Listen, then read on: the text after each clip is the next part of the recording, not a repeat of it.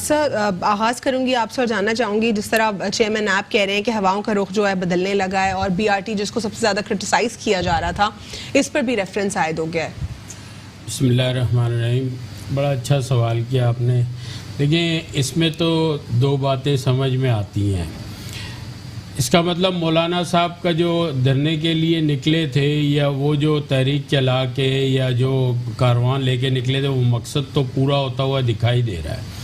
اس بات کو ثابت کر رہا ہے کہ انہوں نے کہا تھا میں ایسے ہی نہیں آیا ہوں, کوئی پلان لے کے آیا ہوں. دیکھیں نواز شریف پہلا ان کا کامیاب چلے گئے دھرنے کے بعد.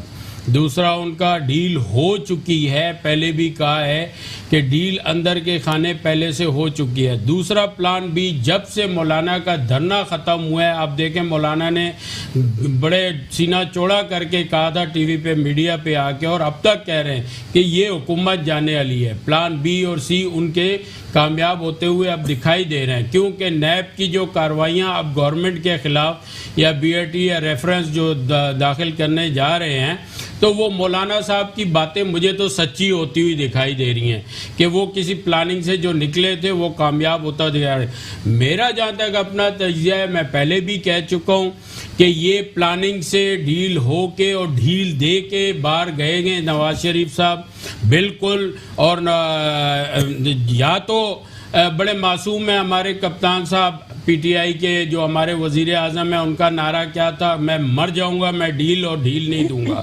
پھر اس کے بعد کس قانون کے تحت کیا واقعی سب کچھ وہ کنٹرول کر پا رہے ہیں؟ الوینا کون سا ایسا قانون ہے بتائیں جس میں ایک تو پہلے ہی غلط کام ہو چکا ہے, پھر اس کے بعد مریم نواز کس قانون کے تحت یا کس معصومیت کے تحت یا کس اخلاقاً طور پہ کیسے وہ جانے کے لیے کہہ رہی ہیں. اور ماضی میں آپ دیکھ لیں, مجھے تو یہ اس لیے نظر آ رہا ہے کہ جو بھی نون لیگ کا لاہور پنجاب ہائی کورٹ میں لاہور ہائی کورٹ میں کیس گیا تو وہ ان کے حق میں فیصلہ ہوا ہے. یہ تو کوئی غلط رائے نہیں ہے یا غلط بات نہیں ہے. ڈیو ریسپیکٹ یہ تمام تجزیہ کار ایون جو لیگل فیٹرنیٹی سے تعلق رکھنے والے لوگ ہیں وہ یہ بات تو وہ تو عوام دیکھیں سمجھ رہی ہے اس چیز کو کہ ڈیل ہوا. پھر دوسری بات آپ کو بتاؤں, ریسنٹلی اپنا جو ہیں ریاض ملک صاحب بحریہ والے ملک ریاض صاحب کی بات آپ دیکھیں چل رہی ہے.